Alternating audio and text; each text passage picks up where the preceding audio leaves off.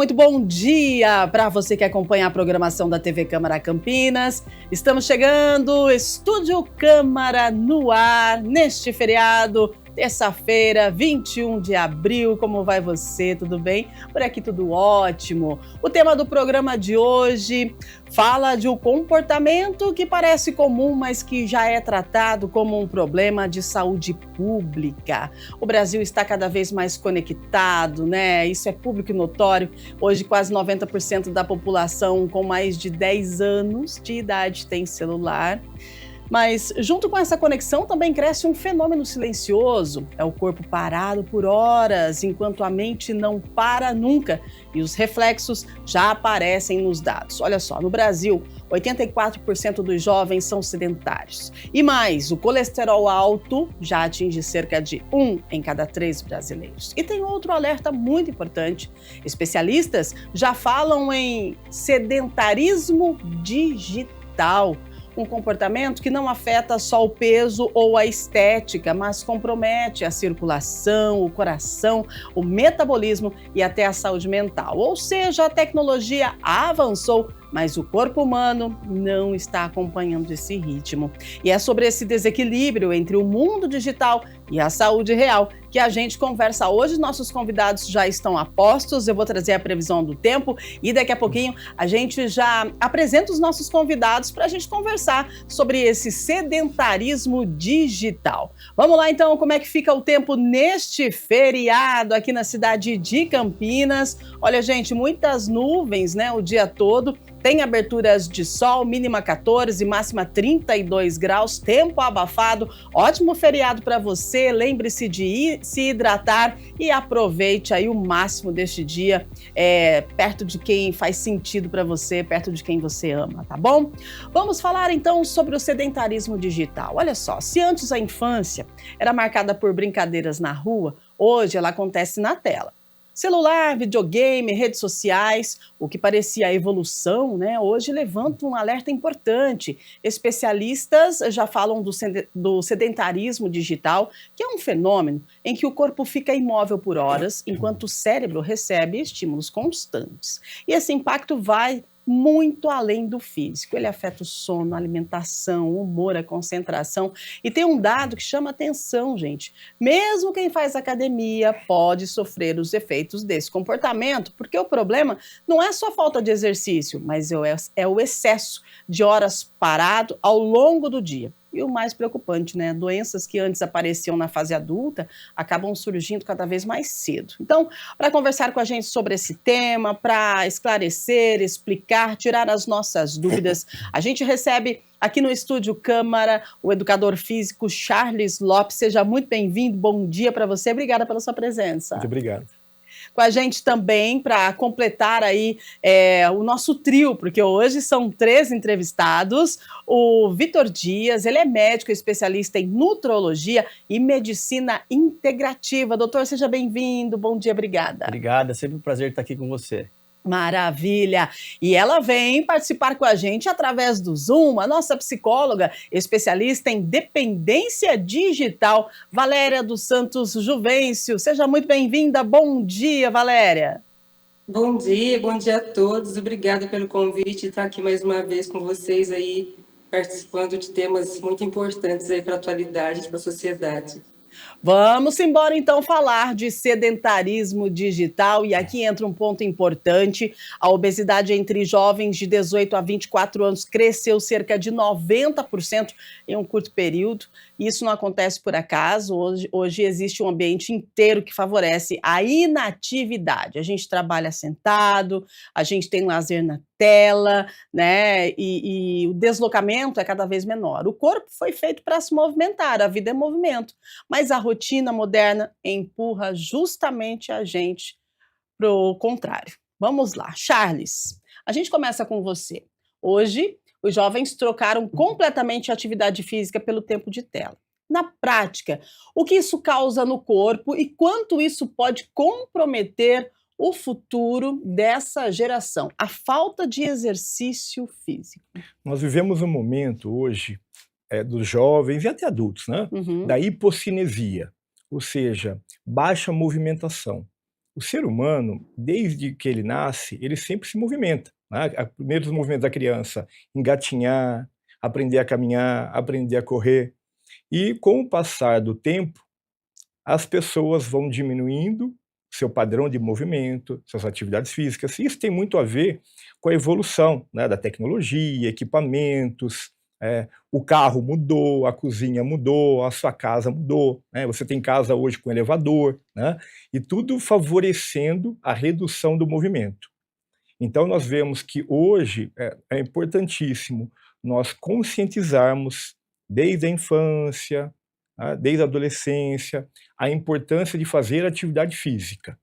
Mas não confundir ir na academia como ser uma pessoa fisicamente ativa. Vou dar um exemplo muito claro.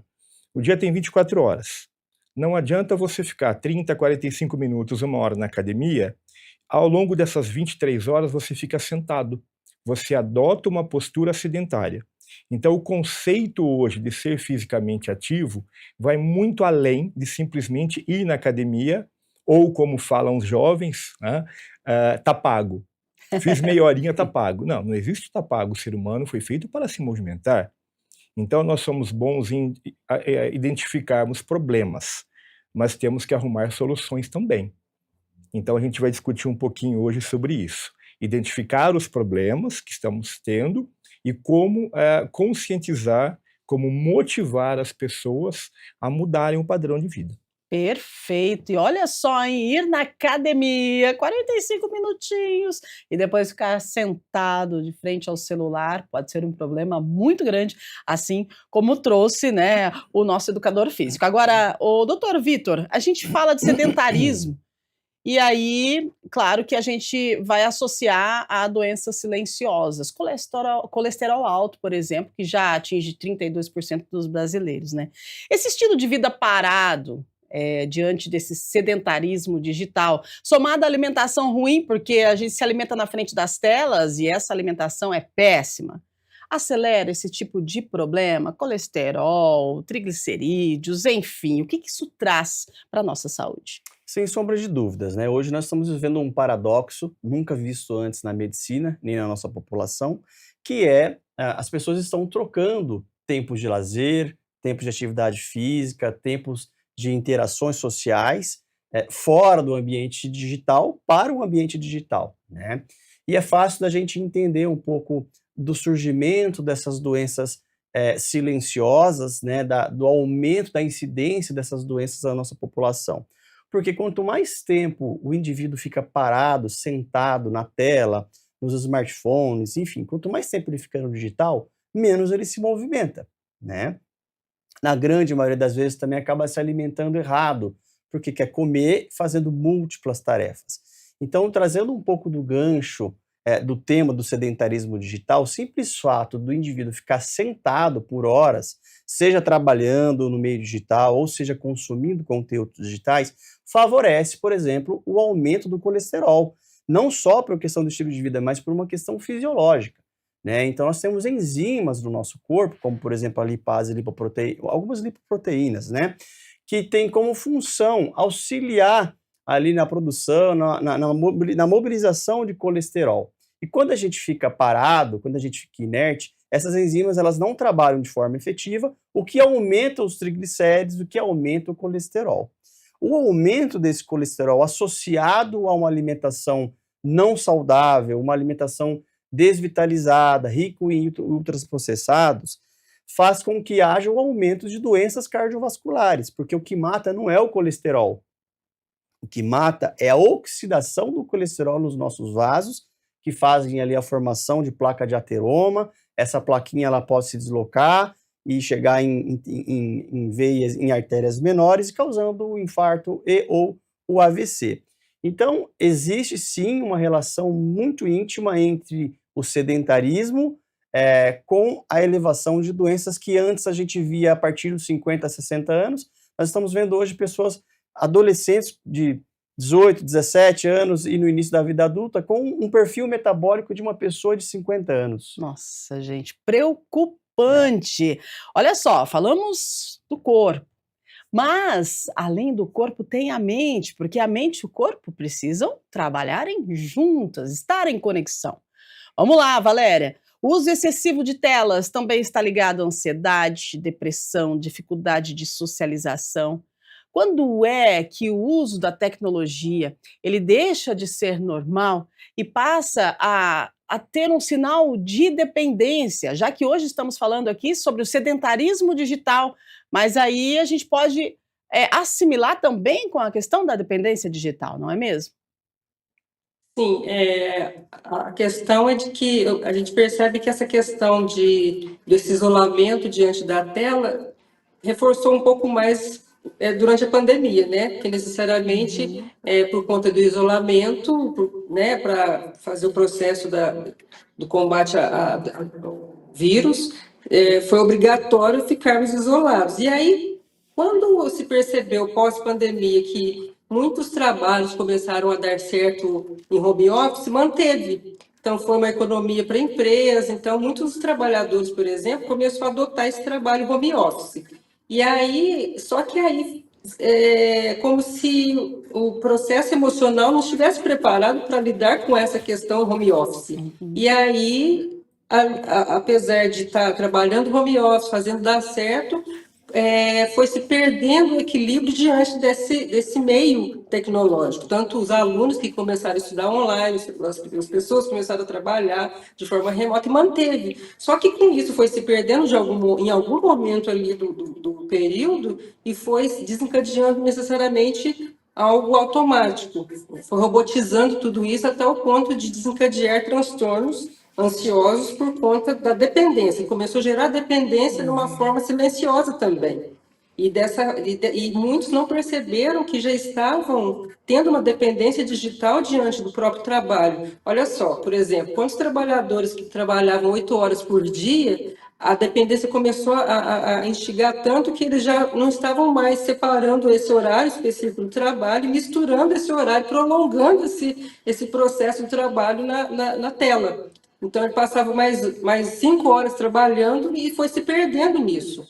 Então, foi misturando aquilo que era trabalho, aquilo que era lazer, um momento de silenciar, de desconectar, foi se perdendo. E aí começou uma conexão 24 horas, gerou um ciclo vicioso. E desse ciclo vicioso começa a desencadear a dependência digital. E aí é onde a gente está vendo aí, né, o Brasil, pelas pesquisas que a gente tem visto, é o segundo país com mais questão relacionada ao vícios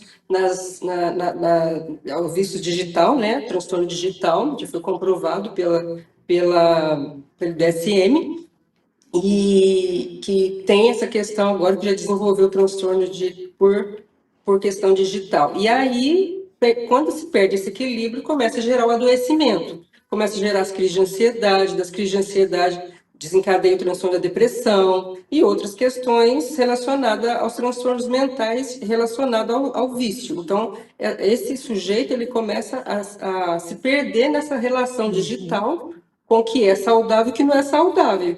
E aí, para ele se refugiar, ele começa a desenvolver outros vícios diante daquela tela. Aí ele começa a viciar nos jogos, viciar em algumas outras questões relacionadas àquilo que gera prazer dentro das redes sociais, como uma válvula de escape, achando que aquilo lá possa trazer algum alívio de alguma forma, mas não traz. É um alívio, talvez, que ele possa perceber que é momentâneo, mas necessariamente ele não percebe que já é um vício, já é um adoecimento pelaquilo que ele está buscando, que não gera mais aquele prazer se torna algo compulsivo. Excelente. E aí onde vem as questões aí, ansiosas e depressivas. Algo compulsivo, né? A gente, olha só, ela trouxe pra gente, a nossa psicóloga, a questão, né, do vício nas telas, da dependência digital. E aí, dentro da dependência digital, a gente tem essa questão, né, de você ficar dependente do celular. Além disso, você faz tudo na frente do celular e você vai comer também na frente do celular, perde a noção do tempo e acaba desenvolvendo uma obesidade, de repente, um transtorno, né, compulsivo alimentar. E isso tudo por quê? porque a gente não está presente no aqui e no agora, né? A gente está um pouquinho além, porque nós estamos conectados. A conexão é boa, mas a gente precisa do equilíbrio. Agora, Charles, aula de educação física. Como é que o que está acontecendo com as aulas de educação física? As aulas de educação física. Os jovens, eles têm interesse? Eu me lembro que quando eu ia para a aula de educação física, gente, aliás, eu não via a hora de ir para a aula de educação física, né? E eu não queria sair de lá. O professor tinha que brigar para a gente voltar para a sala de aula. E agora tem alguns dados que falam que a galera não quer mais participar da aula de educação física. É isso que está acontecendo mesmo? Isso está acontecendo com muita frequência. O problema é sistêmico, né? Uhum. Ele vem se agravando a cada década, né? E são vários problemas que a gente poderia pontuar que estão levando, né, as crianças, os adolescentes a reduzirem o seu padrão de atividade física. Um dos aspectos é realmente a atratividade. Para os adolescentes está muito mais atrativo ficar na frente de um celular. Então, eles fogem da aula de educação física, muitas vezes, para ficar no celular. Uhum. No intervalo, em vez de socializar, também fica no celular. E a aula de educação física, a baixa frequência da aula também contribui. Hoje nós temos nas escolas um dia de educação física ou 2 dias, sendo que em alguns países a gente tem uma frequência semanal de aulas de educação física muito maior. Uhum. E o que a literatura tem mostrado? Em alguns estados do Brasil que a gente passa, tem algumas escolas que têm educação física todos os dias da semana. Então, na parte da manhã eles têm a grade curricular, e na parte da tarde eles acabam tendo 7 modalidades esportivas. E todo dia a criança faz alguma modalidade, uma ou mais modalidades. O que esses dados mostram? Que as crianças que se expõem, os adolescentes que se expõem a uma frequência maior de exercício físico na escola, diminui delinquência, violência doméstica, o score da aprendizagem aumenta muito, chegam a scores assim, próximo de 70% a melhoria do score da criança na escola, ou seja, a atividade física não faz bem somente para o físico, melhora totalmente a parte cognitiva, concentração, disciplina. Então, a literatura tem mostrado que a educação física, com uma maior frequência semanal, com atividades multidisciplinares, a gente acaba conseguindo, primeiro, melhorar todos esses aspectos, tá? Tirar a criança um pouco só do celular, porque a educação física ela não se resume a uma aula de educação física voltada para futebol, para basquete, para vôlei, para handebol. Uhum. Tá? Você tem uma quantidade enorme de modelos de exercícios que podem aumentar a afetividade da criança. Então, se eu vou lá na educação física, só tem futebol, só tem basquete, isso diminui o meu prazer. Fala, mas peraí, eu não gosto de futebol, eu não gosto de vôlei. Mas se eu consigo aumentar o leque de opções, eu consigo trabalhar com outros aspectos que podem motivar a criança. Isso é muito importante. Mas, como eu falei, é multifatorial. Um dos problemas é também esse vício digital. O vício digital e o sedentarismo digital. Agora, vamos lá, doutor. Esse negócio de ficar sentado aí 8 a 10 horas, passa tão rápido diante do computador, do celular, da tela, as horas, que a gente nem presta atenção, a gente nem percebe o tempo que nós estamos ficando frente às telas, né? Aí tem a questão do inchaço das pernas, né? A questão também da panturrilha, que fala que a panturrilha é a bomba, né? É o nosso segundo coração, né? É a bomba da panturrilha, né? Que é o segundo coração. E aí, qual que é o impacto direto no nosso sistema vascular, esse ficar parado, né? Porque nós estamos parados, principalmente mais os jovens, adolescentes, né? Que ficam parados, literalmente sentados, olhando o celular. E às vezes a nossa mente nem se dá conta. E aí a gente só vai entender quando o corpo começa a reclamar. Deu cãibra, dormiu minha perna aqui, porque eu estava sentado um tempão, e aí minha circulação ficou comprometida, né? Qual que é o impacto na nossa saúde vascular, todo esse tempo que a gente fica parado na frente das telas? São vários impactos, na verdade, né? Então, quando a gente fala de um indivíduo que fica 8, 9, 10 horas sentado, primeiro ponto que a gente tem que levar em consideração é que, conforme você mencionou, as nossas panturrilhas, elas funcionam como um segundo coração, né? Porque nós estamos o tempo todo sofrendo a gravidade, né? Sendo expostos à pressão da gravidade. Então, quando a gente fica parado e a gente não se movimenta, o sangue que está nos nossos membros inferiores, eles têm dificuldade para retornar ao coração e assim ganhar todos os nossos órgãos. E isso causa um fenômeno na medicina vascular conhecido como estase, que é a parada, a diminuição do fluxo sanguíneo do restante do nosso corpo, com uma parada um pouco maior na região dos membros inferiores. E isso causa o extravasamento de alguns líquidos, gerando edema, gerando inflamação, gerando varizes, gerando dor, né? Existe um outro ponto também interessante, é que quando a gente está parado, a gente diminui o consumo de glicose, porque os nossos órgãos, eles precisam de energia. E a energia é traduzida na fisiologia, é nada mais, nada menos, uma das energias mais estudadas é a glicose, né? Então, quando a pessoa está sentada, quando ela deixa de se exercitar, os músculos, eles acabam captando menos glicose. E essa glicose parada ali no nosso sangue, leva um estado de hiperglicemia, que é a elevação da glicose no sangue, leva também um estado de hiperinsulinemia, o que contribui para uma condição muito frequente na nossa população, que é a resistência insulínica e a diabetes. Nossa. E aí você soma uma resistência insulínica, uma hiperglicemia, com sedentarismo, elevação do colesterol. Nós estamos falando aí da doença que mais mata no mundo, que é a síndrome metabólica, né? A síndrome metabólica é o principal responsável pela mortalidade do mundo inteiro, porque um indivíduo, as doenças cardiovasculares são aquelas que mais matam hoje no mundo. E existem perfis metabólicos de pessoas para que se desenvolvam essas doenças. E a síndrome metabólica é o fator central de todo esse processo. Por isso que é importante a gente se levantar, se movimentar, fazer algumas pausas ao longo do dia, para que essa nossa bomba, né, nosso segundo coração chamado panturrilha, possa trabalhar e nos ajudar nesse processo. Gente, olha só a complexidade. Não compreendo. Olha só a complexidade. Falando de digital. Tá falando de digital, o digital tá respondendo aqui, não compreende? A gente compreende sim. Você sabe que até o digital aqui ficou impressionado com a fala do doutor. Você viu só? Ô, Valéria, a gente vive nessa lógica de dopamina constante, né? Notificação de vídeo curto, rolagem infinita.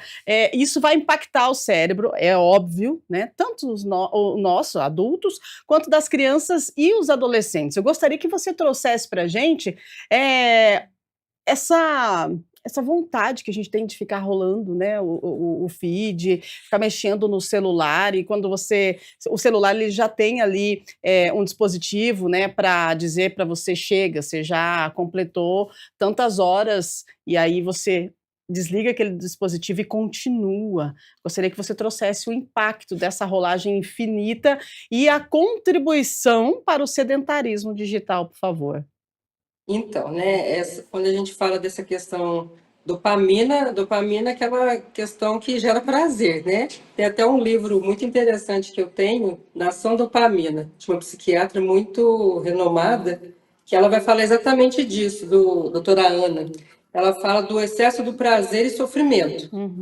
Então, quando a gente fica nessa questão, né, vai rolando a tela e não para mais, e a gente vai buscando likes, principalmente jovens e adolescentes que vivem nessa realidade virtual de busca de validação, busca de aprovação, busca de pertencimento, quando a gente fala dessa realidade dos laços afetivos que não se tem mais, que vocês estavam falando no início, antes do programa iniciar, essa falta dessa afetividade na presença, nos laços afetivos da presença real, quando falta essas conexões reais, eles vão buscar essas relações afetivas nas telas. Então, o que eles fazem? Então, através das imagens, das fotos que eles publicam, né, dos selfies que eles tiram e jogam lá, tanto adolescentes, jovens e adultos que fazem muito isso, eles ficam buscando essa fonte de desejo, de prazer, de ser reconhecido, de ter essa atenção, de ter essa relação, de ter essa conexão através das likes. Então eles vão, quanto mais eles clicam, mais eles recebem os algoritmos para ir continuando rolando, né? Para ver quantas likes eles receberam. Então, isso vai gerando um prazer insaciável, ciclo vicioso. Quanto mais ele clica, mais ele busca, mais prazer ele vai ter, mais dopamina vai intensificando no cérebro dele.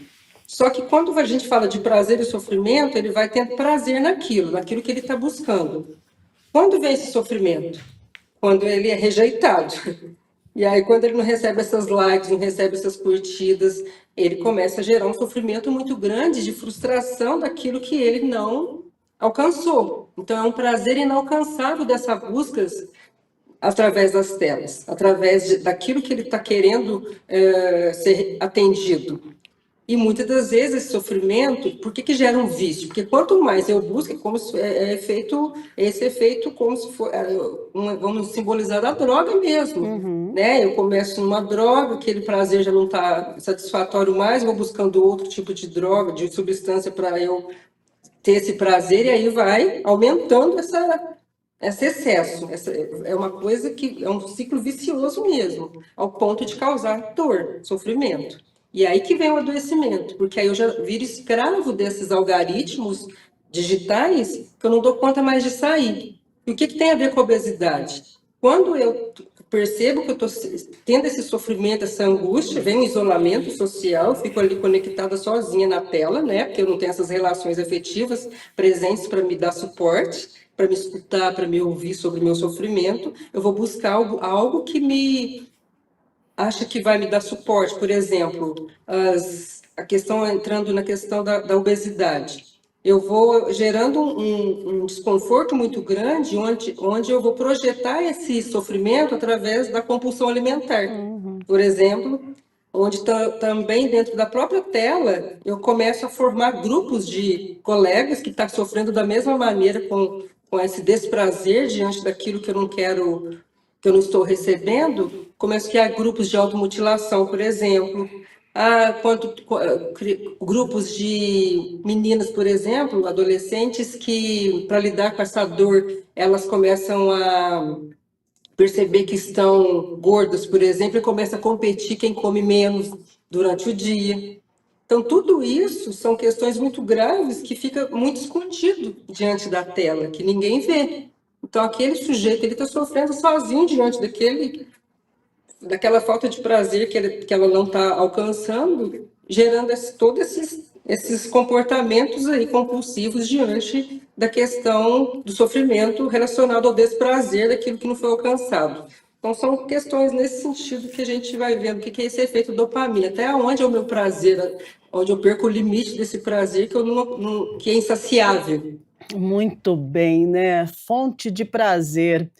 A gente pode substituir essa fonte de prazer, por exemplo, pela atividade física, né, Charles? Exatamente. Nossa, gente, que impressionante a fala de vocês, assim, a gente faz uma viagem, né? E a gente fala de crianças e adolescentes aqui, mas vamos olhar para a gente, né? Porque vamos ser realistas, às vezes nós adultos também estamos nesse sedentarismo digital. Vamos lá, traz para a gente nosso professor de educação física aqui, se realmente é possível a gente substituir esse prazer da tela pelo prazer do esporte, que também traz essa sensação gostosa, não é? Sim, sem dúvida nenhuma.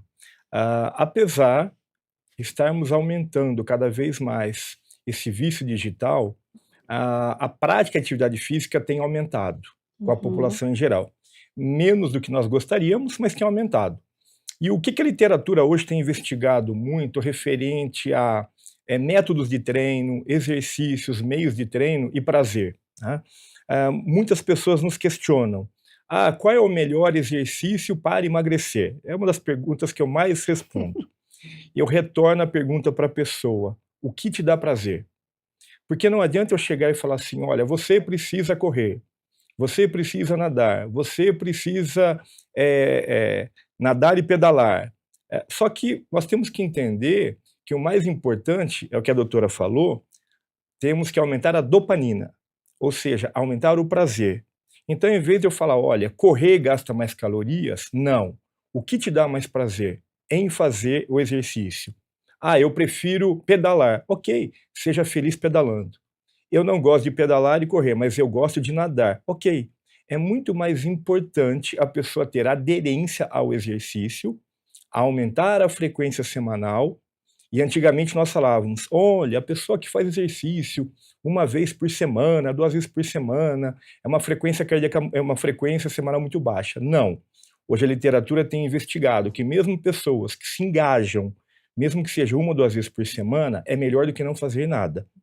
Por quê? A pessoa começa 1, 2 dias na semana, ela vai adquirindo mais prazer pelo exercício, naquilo que dá mais motivação, mesmo que seja com baixo tempo, mesmo que seja 20, 30 minutos. A pessoa ela vai mudando o seu estilo de vida, ela vai se socializando, que normalmente ela vai ter mais contatos com mais pessoas, e aí naturalmente, sem forçar ninguém a nada, a pessoa vai aumentar a frequência semanal daquilo que lhe dá prazer, e naturalmente ela vai aumentar esse gasto calórico. Ela vai aumentar o gasto calórico, ela vai começar a entender melhor as alterações que está tendo no corpo dela. Então, nada que seja imposto, né? Nós temos que ir pela base da conscientização. E aí, lógico que nós temos o treinamento de força na academia e as variações do treinamento de força, os treinamentos aeróbios, a combinação dos dois. Então, é importante você analisar quem é o seu cliente, quem é o seu aluno. Né? Em vez de eu chegar e impor, você precisa correr e fazer musculação. Não, vamos analisar o histórico desse aluno, desse cliente. O que ele já fez, o que ele tem prazer. Né? Porque daí eu aumento a aderência por algo. Por exemplo, hoje, muita gente fala que o HIIT gera maior gasto calórico. Isso é verdade? Sim. Por unidade de tempo, sim. Porém, a literatura tem investigado uma população um pouquinho mais de meia-idade, como eu, por exemplo, população de meia-idade, sedentário. Imagina só, se eu sou sedentário de meia-idade, eu chego para a pessoa e falo, olha, eu vou propor uma atividade muito intensa para você, e que você vai ter muito gasto calórico, mas a pessoa ela não tem prazer por exercício, e ela associa o exercício à dor, à fadiga, a fatores pouco afetivos. A pessoa vai lá, faz uma aula de HIIT, ela fala, não é para mim. Então, será que não é importante nós entendermos qual é a aptidão física do meu aluno, do meu cliente, para que eu possa ajustar meios e métodos adequados ao perfil de atividade, ao que lhe dá mais prazer, e aí homeopaticamente nós vamos por outros caminhos. Então hoje nós temos, em vez de impor um método de treino, um modelo de treinamento, nós temos que entender o histórico da pessoa, o que lhe dá prazer, para nós aumentarmos o engajamento. E nós vamos fazendo essa transição da tela para o exercício.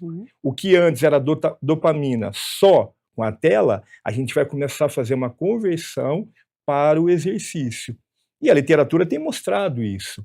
Pessoas que se engajam cada vez mais no exercício começam a diminuir o seu tempo de tela. Nossa, olha, vocês são espetaculares, né? Como vai abrindo a nossa mente. Que bom que a gente pode contar com vocês para nos orientar. Porque, doutor, por o peso da fala de vocês aqui, diante de pouco mais de 35 minutos de programa, a gente pode entender que isso que nós estamos falando hoje, essa questão do sedentarismo digital, passa a ser um problema coletivo de saúde pública. Sem dúvidas. E agora? O que fazer? Qual que é a sua avaliação, mediante toda essa problemática que a gente está apresentando aqui? A gente pode ter aí a gente consegue retroceder e voltar para o natural do ser humano, que é se alimentar tranquilo, em uma mesa, todo mundo junto, sem celular, quer praticar uma atividade física tranquila, sem se preocupar se chegou uma mensagem para você ou não. tem essa possibilidade, o que que você traz? Qual que é a sua avaliação diante de tudo que nós falamos aqui? Eu realmente estou impactada, porque está bem Sim. profundo. O que nós estamos falando aqui nada mais é do que uma projeção do que os estudos científicos nos trazem, né? Existe inclusive um estudo do Instituto Brasileiro de Geografia e Estatística, o IBGE, que Uhum. nos mostra que a população, hoje 80% da população brasileira está conectada a smartphones. Ou seja, são pessoas que muitas vezes não têm acesso a alguns alimentos de qualidade, mas têm um aparelho telefônico ali com acesso ilimitado, né, de informações, um uso desenfreado, uma busca incessante pela liberação de dopamina, como foi mencionado pela doutora aqui. E a partir do momento que a gente tem dados, que a gente tem estudos científicos, obviamente os órgãos públicos, né, têm que tomar algumas medidas. Então, por exemplo, agora é lei não levar celular para as escolas. Uhum. Né? Então, é uma das formas de incentivar a socialização dos alunos ali na escola, nas faculdades, a partir do momento em que os estados passaram a enxergar isso como um problema de saúde pública e a partir do momento em que essas intervenções vão, além de melhorar a conexão, a qualidade de vida desses alunos, dessas pessoas, vai diminuir a procura por doenças lá na frente, até mesmo o uso do Sistema Único de Saúde, né, que é o SUS. Agora, existem medidas socioeducativas que devem ser tomadas em casa. Sim. Né? Antes da gente iniciar o programa mesmo, estava falando que em casa é proibido o uso de telefone enquanto a gente está sentado para comer. Perfeito. Foi uma regra que nós adotamos na nossa casa. Nos quartos dos meus filhos, que são menores de idade, não tem televisão. Eles têm uma limitação X horas por dia, X minutos por dia, de acordo com cada idade. Porque tudo isso impacta, obviamente, no desenvolvimento neurológico, no desenvolvimento social das pessoas. Então, eu acho que esse programa, inclusive, que nós estamos fazendo aqui, que é trazer a conscientização, educar a população, é uma das medidas para que a gente diminua esse sedentarismo digital. Agora, respondendo a sua pergunta, é um caminho sem volta. As crianças hoje, a geração, ela já nasceu conectada, ela já nasceu na era da internet, do smartphone, na era em que você pode voltar quantas vezes você quiser para ver um pedaço, um trecho de um filme ou de um desenho que vai te liberar mais dopamina, que vai te trazer um certo conforto emocional. Então as pessoas hoje, as crianças de hoje, elas já estão nascendo conectadas com isso. Então acho que esse trabalho que nós estamos fazendo de conscientização é um dos trabalhos que, na minha opinião, deve ser feito em casa pelos pais e pelos formadores de opinião.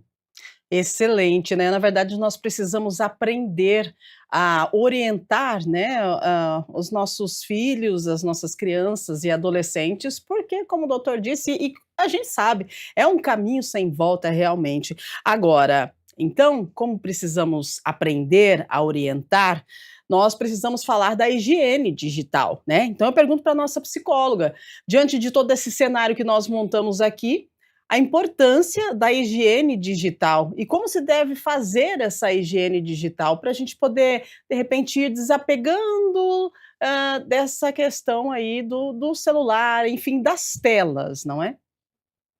Esse entendimento, quando o doutor falou sobre essa questão das regras e, né, de políticas públicas, o que vai fazer, né? É um caminho sem volta mesmo. Então, o que a gente percebe, eu dou muitas palestras nas escolas de conscientização com as famílias, especificamente com os pais, também faço palestras com os alunos sobre essa questão das redes sociais, né? Então, eu falo muito com os pais sobre a falta que tem a educação, que está faltando a educação familiar para estabelecer regras e limites diante desses filhos, quando estabelece e se posicionam na limitação do uso excessivo das telas. Então, quando a gente fala que a partir dos 10 anos, uma criança já tem um smartphone.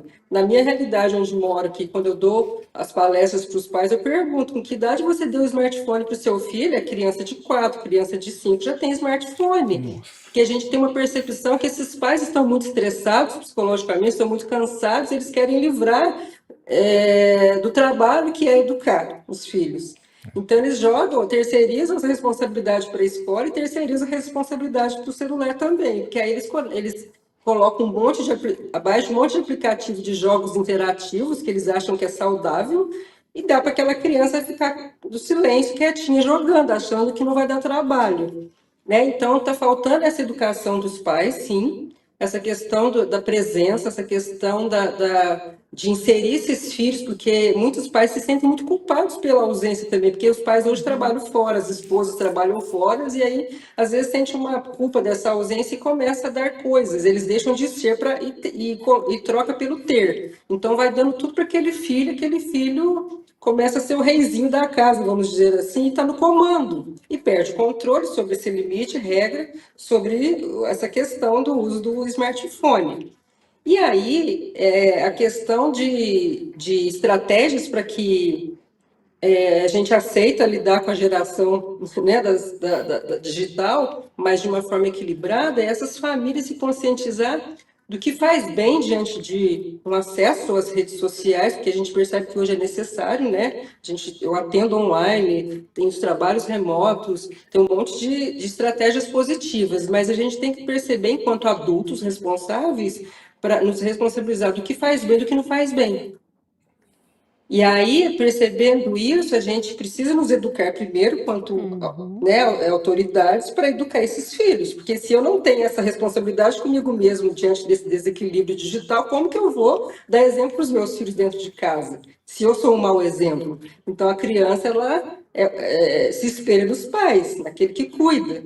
Se esses pais não têm essa educação sobre essa questão da geração virtual, esses filhos também vão replicar aquele mesmo comportamento. E aí o negócio vai deslanchar por água abaixo mesmo, infelizmente.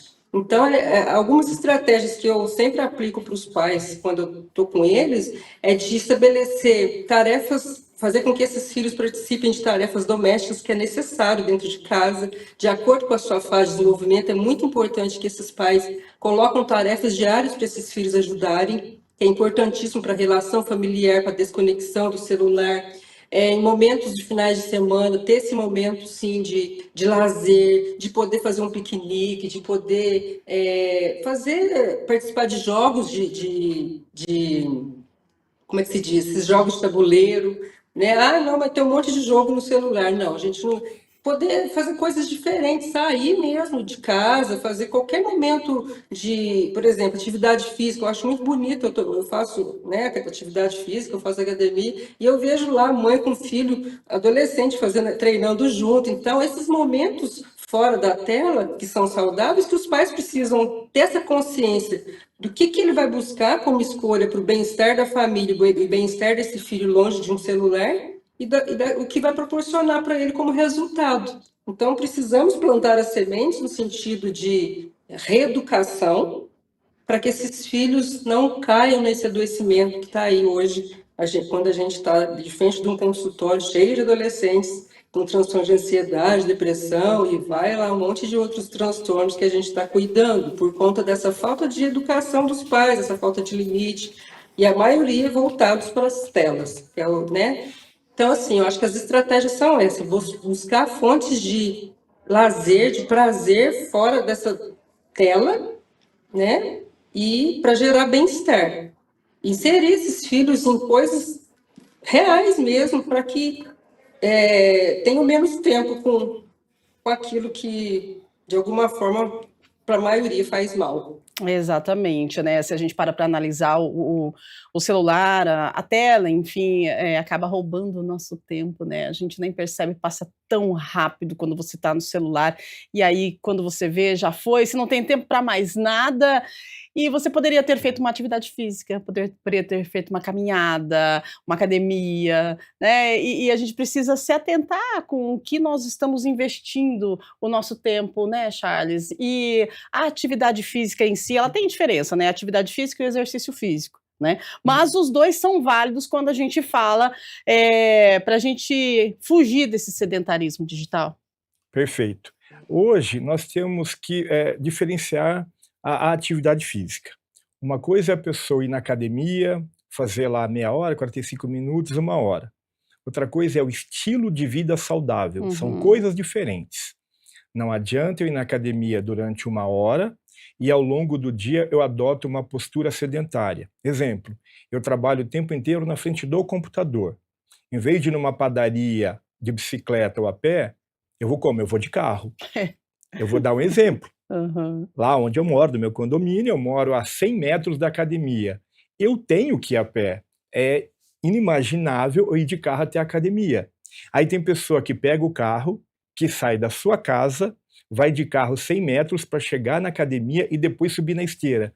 Eu falo, isso é uma incoerência, né? Será que ela não poderia sair de casa a pé e chegar na academia? Já vai aumentando o gasto energético. No seu trabalho, em vez de você pegar um elevador, pega uma escada. Então, a hora que você vê, por exemplo, hoje eu não tive tempo de ir na academia, eu não tive tempo de ir na Lagoa do Taquaral, ok. Mas, ao longo do dia, eu me levantei, eu me movimentei. Então, eu adotei um outro estilo de vida. Então, muitas vezes, o fato de você não conseguir ir numa academia, por exemplo, ou no estúdio de personal, seja lá o que for, o fato é que você adotou um outro estilo de vida. Olha, eu estou me movimentando. Ok, eu não tive o gasto calórico que eu teria na academia. Porém, ao longo do dia, eu mudei o estilo que eu estou adotando no meu dia a dia. E aí, lógico, a gente volta de novo em algo muito importante que todos nós estamos falando aqui, que é a aderência, que é o prazer. Então, da mesma maneira, a pessoa vai na academia e aí vende-se muito que a atividade aeróbica é melhor para emagrecer. Não necessariamente, a atividade aeróbica ela é importante. Mas e se a pessoa se engajar melhor numa aula de spinning? E se engajar melhor numa aula de funcional? E se engajar melhor numa aula de natação? E se engajar melhor numa aula de treinamento de força, num circuito? O que interessa é a pessoa aumentar a frequência semanal, porque ela vai estar mais tempo se movimentando. E aí é lógico, se a pessoa puder contribuir dos dois lados, olha, vou fazer um trabalho de força, que vai melhorar a minha massa muscular, vai melhorar a minha força, e naturalmente eu vou ter condições de fazer atividades mais volumosas e ou mais intensas. Mas só o trabalho de força não, aí eu tenho um trabalho vulgo cardio, que seria o trabalho aeróbio e anaeróbio, que aumenta a minha circulação, meu consumo de oxigênio, a minha capacidade de recuperação. Então, essa união do trabalho aeróbio, cardiovascular, mais o trabalho de força, seria muito salutar para quem tem o objetivo de melhorar sua condição física, aumentar o gasto calórico. Você unindo as duas coisas, fica muito bacana, porque o trabalho aeróbio não é concorrente da força, nem a força é concorrente do trabalho aeróbio. E aí é lógico, vai ter pessoa que vai falar assim, não, eu gosto mais de musculação. Ok, faz mais musculação e menos aeróbio. Eu gosto mais de aeróbio. Então, a gente não vai excluir uma coisa e colocar a outra. Não, nós vamos unir. E aí cabe, lógico, né, a cada um ver a sua disponibilidade de tempo, né, o que lhe dá mais prazer. E vamos imaginar, né, que muitas pessoas chegam para mim e falam assim, ok, eu não tenho tempo, eu trabalho muito, eu trabalho 8 horas por dia, 10 horas por dia, tenho que levar meu filho na escola, tenho que buscar meu filho na escola, ok, mas nada impede que você acorde 10, 15 minutos mais cedo e faça uma caminhada. Nada impede que você tire o meio da tarde, em vez de você tomar o cafezinho sentado, você vai se movimentar. É melhor pouco do que nada. É o que eu sempre falo. Porque às vezes as pessoas dão a desculpa, mas eu não tenho 1 hora. Ok, você não tem 1 hora, mas você tem 15 minutos. Em algum momento do dia, você tem 10, 15 minutos. E a hora que você soma esses 10, 15 minutos por dia, você vai ter um volume semanal muito maior de atividade do que quem não faz nada. Então, algumas dicas importantes para as pessoas que arrumam a desculpinha aí para não fazer exercício.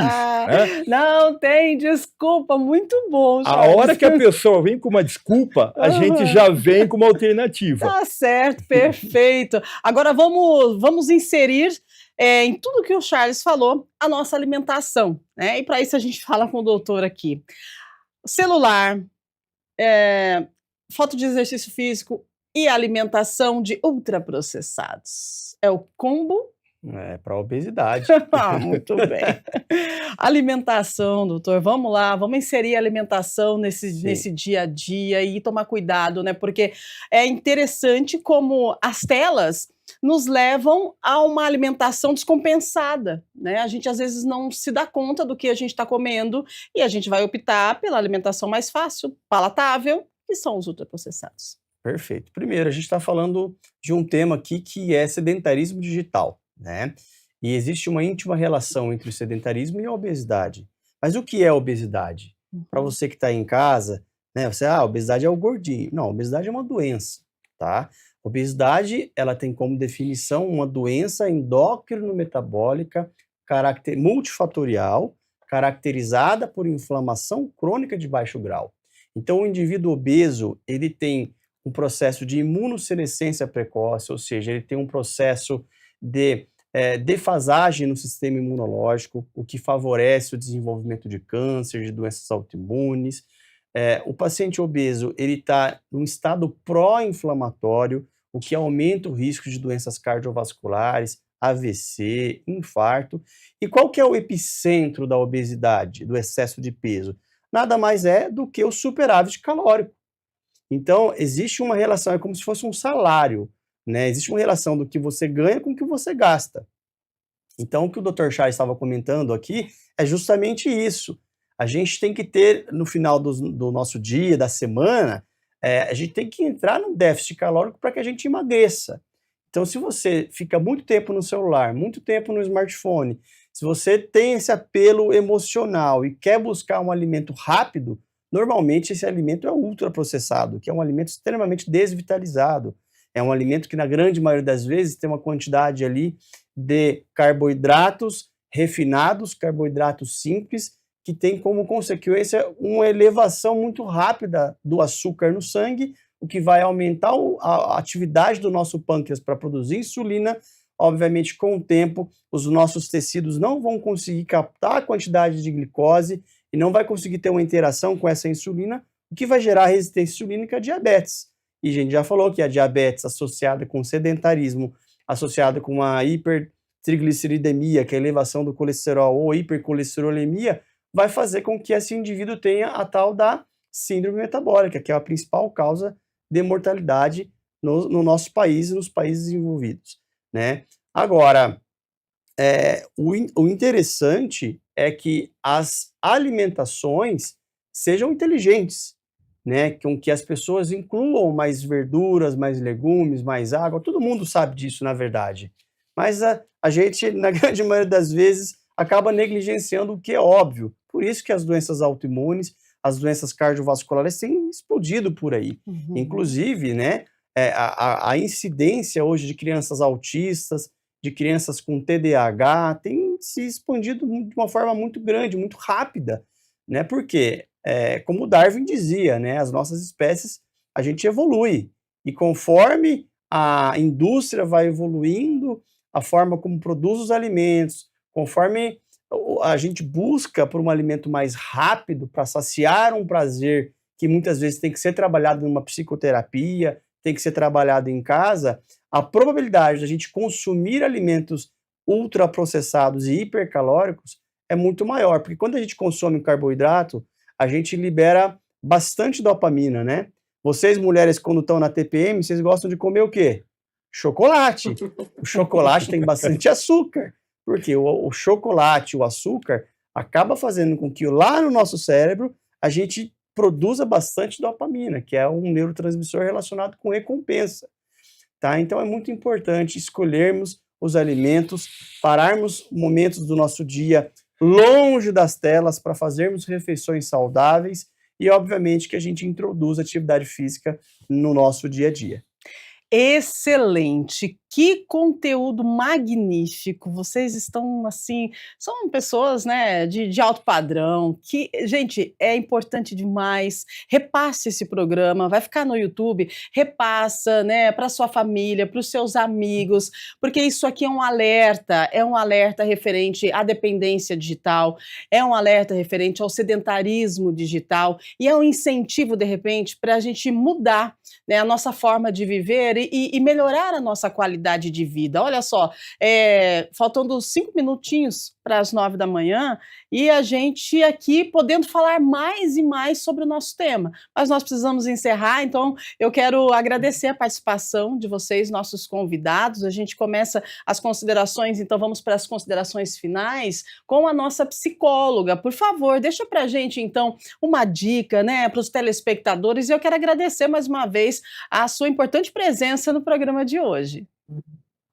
Eu que agradeço a possibilidade de contribuir com o seu programa e que cada vez mais tenham outros profissionais contribuindo aí para a sociedade ter mais prazer na vida, ser mais saudável, né? Então, eu sempre falo com meus pacientes que eu não admito atender meus pacientes se não praticar atividade física, conforme o doutor falou, seja aquela que dá prazer. Não precisa ser a musculação, aquilo que... Porque precisa de motivação para estar fazendo uma atividade física. Então, ele tem que se identificar com aquilo que ele goste para ter motivação, para ter bons resultados. Então, eu sempre falo que nós somos o que comemos. Então, se eu não quero ser dependente na velhice de um filho me carregando, ou dependente numa cama, então eu tenho que fazer o trabalho preventivo, conectando a saúde mental, a saúde física, né, e saúde alimentar, e de todas essas questões, saúde digital, para que a minha vida possa ter um equilíbrio, ter resiliência na minha vivência. Então, assim, que nós possamos ter esse silêncio mental em algum momento da nossa vida, porque é uma sociedade muito acelerada, né? Eu falo que é a sociedade do fast food. Quando ele fala, eu vou daqui 100 metros de a pé, o outro vai de carro. E as pessoas que justificam, eles não querem sair da zona de conforto, então vivem na justificativa. Eu não quero sair da zona de conforto. Para eu sair da zona de conforto, gera movimento, ação. E aí eu fico tão acomodada nesse sedentarismo, nessa bolha dentro do meu, né, do meu casulo ali, que está tudo muito gostoso. Eu estou diante de uma tela, resolvo tudo por ali, peço a comida fast food, chega aqui para mim em 5 minutos, eu como na frente da tela, não desconecto. Então eu preciso fazer esse silêncio mental, fazer um processo de inspiração. Inspiração é o quê? Eu inspirar dentro de mim, me inspirar. E fazer um exercício mental do que eu estou produzindo na minha vida. O que eu quero ser com a minha história. O que eu quero produzir. Até que ponto vale essa aceleração, esse movimento do que eu não tenho permissão de parar. Até que ponto uma tela possa me dar prazer, até que ponto eu consigo parar e refletir, isso não está me fazendo bem, deixa eu fazer essa desconexão para eu buscar outros meios saudáveis para eu viver melhor, viver bem, chegar na velhice com saúde, com bem-estar, com fonte de vida, aquilo que me dá prazer. Para que eu vou buscar desse prazer? Então, é essa reflexão que eu quero deixar de eu fazer esse exercício mental comigo mesmo, o que eu quero para a minha vida como fonte de prazer saudável. É essa reflexão que eu quero deixar. Só isso, esse silêncio mental do que eu quero para a minha vida. Maravilhosa, maravilhosa. Muito obrigada mais uma vez pela sua presença. Obrigada, doutor, pela experiência, pela troca. E por compartilhar com a gente tantas informações preciosas. Eu quero agradecer também o nosso educador físico, né, que deveria fazer parte da vida de todo mundo também, assim como a psicologia, né, a educação física, viu? A educação física, a atividade física, o exercício físico. A gente precisa se movimentar, a vida é movimento. Ô, Charles, obrigada pela sua participação, viu? Eu que agradeço poder compartilhar com você que está em casa e com profissionais que estão aqui de alta qualidade. E eu vou deixar 2 dicas finais. Primeiro, cuidado com a quantidade de informações que você tem nas redes sociais. Quando você tiver dúvida, procure um profissional qualificado. Procure uma psicóloga que atua na área, procure um doutor endócrino, que tem expertise para isso, que estudou para isso, informações qualificadas. Você quer procurar sobre atividade física, procure um profissional da área de atividade física, que tenha expertise, né, que tenha fundamentação naquilo que fala, né? Cuidado, né, muito cuidado com os influencers que não têm uma formação acadêmica e aí querem um sensacionalismo, likes, isso é muito perigoso. Então procure um profissional qualificado. E segunda dica, faça atividade física que lhe dê prazer. Não interessa o esporte, o nível de atividade física ou a duração. O que importa é o engajamento. Quanto mais engajamento, mais prazer você tem e você vai distanciando um pouquinho mais das telas.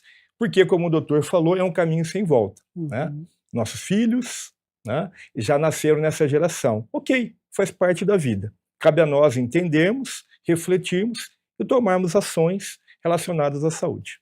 Excelente, muito obrigada, viu? Agradeço. E agradecendo o Dr. Vitor, mais uma vez, pela sua participação aqui no nosso programa, gratidão por compartilhar, por nos ensinar, né? E as falas de hoje trouxeram tanto peso que é importante a gente parar e realmente sentir o que foi dito no programa de hoje e, de repente, a gente consegue virar a chave, né, doutor? Porque tá na hora, né? A gente precisa. Com certeza. Para mim é sempre um prazer estar aqui contribuindo com vocês.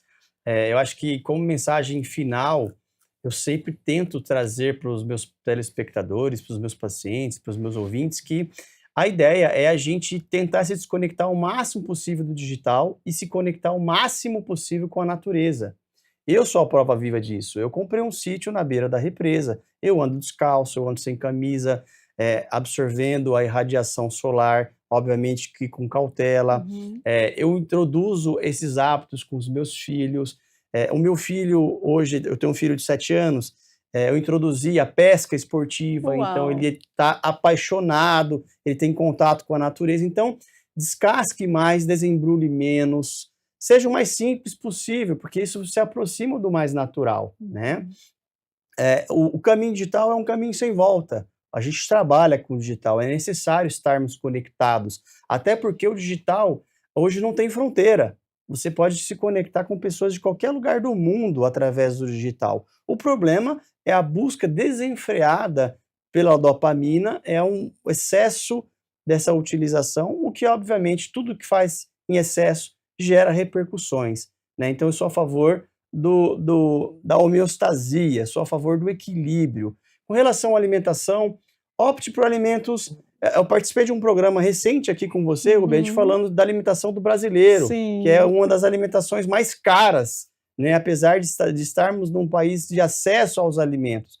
Porque muitas vezes as pessoas elas querem comprar o industrializado, elas têm preguiça de ir lá, de plantar, de colher, de comer o arroz, o feijão, a salada, a verdura, que na verdade não são alimentos caros, né? Então a gente tem que aprender também a adestrar os nossos gostos, os nossos prazeres, para que a gente possa ter mais qualidade de vida e uma longevidade saudável. Maravilha! Gente, quanto ensinamento no programa de hoje. Aproveita que hoje é feriado, você está em casa, está acompanhando a gente, né? De repente, assim, dá uma viradinha de chave, ó, joga o celular para lá, vai brincar com as crianças, vai fazer uma saladinha. Começa, né? Porque você precisa dar o primeiro passo para começar. E não importa se é pequenininho, o seu passo é pequenininho, não precisa ser um passão grandão. Um passinho pequenininho já é movimento, né? A tecnologia não é o problema, a tecnologia ela é ferramenta. Mas quando o nosso corpo para, a saúde vai cobrar. E o desafio do nosso tempo é esse: aprender a viver conectado sem se desconectar da nossa saúde. Porque no fim das contas, não adianta a gente ter o mundo inteirinho aqui na palma da nossa mão e a gente perder o controle da nossa saúde, do nosso corpo, da nossa vida e da nossa mente. Então a gente tem que aprender a fazer o quê? Unir tudo isso com o equilíbrio. É desafiador? Sim, é desafiador, mas a gente consegue. Quero agradecer a sua audiência, a sua companhia, desejar para você um lindo dia. Aproveite da melhor forma, né, da maneira que faça sentido para você, com a sua família, com seus amigos. Vai lá fora, vai fazer uma caminhada, vai respirar um ar livre, puro. Você vai ver como isso vai fazer a diferença. Vamos combinar? Vamos abandonar o celular um pouquinho hoje? Né? Começando você consegue, tá bom? Um grande abraço para você, fique bem.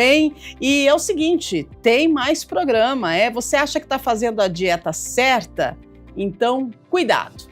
Alguns alimentos que parecem saudáveis podem estar sabotando o seu emagrecimento. Isso mesmo, olha aí. No programa de amanhã, a gente vai falar da tapioca, do suco. Já pensou um copão de suco de laranja? Quantas laranjas precisam para fazer um copo de suco de laranja? E o azeite? É saudável. Então, azeite. Onde? Na pizza. Então, esses alimentos, será que eles são vilões? Eles estão escondidos? Amanhã a gente vai conversar e revelar o que está por trás desses hábitos, né? E como fazer escolhas mais inteligentes no dia a dia. Às vezes você está pensando que você está consumindo um alimento super saudável e, de repente, ele é o vilão da sua dieta. Não perca Estúdio Câmara amanhã, a partir das 8 da manhã. Grande abraço para você, aproveite o restinho de feriado, fique bem e até amanhã. Tchau, tchau, se cuide.